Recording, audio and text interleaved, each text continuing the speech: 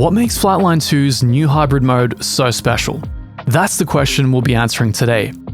Ever since we released Flatline 1, we've been working on a way to combine the best aspects of clipping with the best aspects of classic limiting to create the ultimate catch-all intelligent mastering algorithm. In short, we've been working really hard to make this thing sound as good as possible. Hybrid is named based on the design philosophy we landed on. We break the signal up into two parts, the transient and the steady state. Using the attack control, we send the transients to a clipper circuit. Due to the way clipping works, it's able to sneak a transient past the output digital to analog converter, meaning that for any given volume ceiling, clipping can actually sneak a transient past it. What does this mean in practice though? Well, it means that your drums can still remain loud and punchy even when they would otherwise be completely squashed by a regular limiter.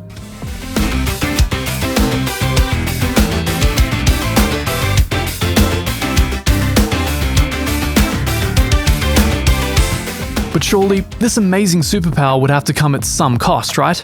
Yes. The disadvantage of clipping is that the moment it hits steady-state signals, it tends to crackle and distort quite easily. You've likely noticed this while using Flatline 1. There are no free gains in audio after all. It's all a game of trade-offs. So, how did we get around this? Well, by splitting the signal into transient and steady state, we're able to divert the steady state signal to a more conservative, distortion-resistant limiter circuit. This way, we get all the drum punch of clipping with the distortion resistance of limiting, meaning that you can now have super loud, punchy records which won't distort even if the mix suddenly drops out while a solo distorted guitar and floor tom are ringing out together. If you've ever mastered a rock or metal record, you'll know the sheer headache this could cause.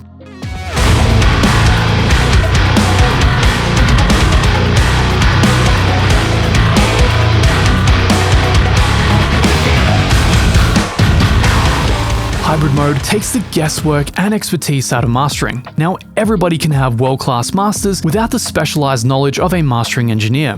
It can be loud, punchy, distortion-free, and the best part is that there are only 3 main controls to master, so to speak.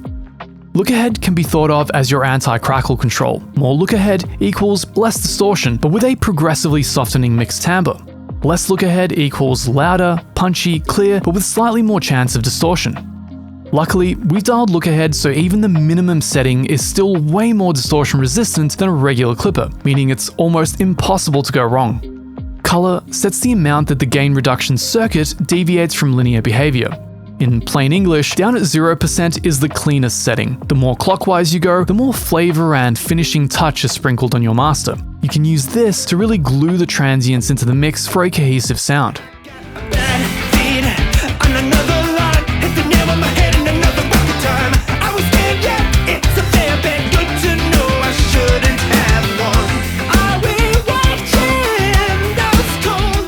Attack, as we spoke about earlier, controls the amount of transient you send to the clipper circuit. The larger the attack, the larger the transient you send. Think of this as controlling how far forward or back your drums sit in the mix. Release can be thought of as the antagonist to attack. We've included a gentle release curve that is extremely pleasing to the human ear, and you get to control the time constants to suit your mix. The faster the release, the more upfront and distorted the mix will sound. The slower the release, the more glued and nestled together the mix will sound.